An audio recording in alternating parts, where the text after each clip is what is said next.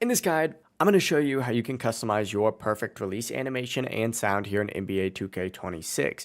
Before we do get into this guide, make sure to like the video and subscribe to the channel with all notifications on. It really does help the channel. It lets us know that you want more content like this. We'd greatly appreciate it. And if at any point throughout this guide you did have any questions, just ask them down in the comment section below and we could help you out further. I'm going to be doing my best to reply to every single comment down there. To start, go ahead and stay on the main menu and just go ahead and tab over to features, and once you're at features, go ahead and open that up. Essentially what you're looking for on here is going to be the customize HUD section. So go over to features, select customize HUD. It's then going to load and take you to a page that looks like this, where obviously you're going to see the perfect release animation and sound effect right here. Go ahead and select that, and here you can obviously go ahead and adjust it so all shots show up like that, user only shows up like that. And you could also adjust the graphic, whether it's party time, ball, flame. It really is completely up to you. You can also do the placement and of course sound effects as well. So go ahead and choose whatever you want. I just mix and match until it does feel right for you, but that is it. It really is super easy. Let me know what animation you guys use, and before you guys do leave this guide, make sure to like the video and subscribe to the channel with all notifications on.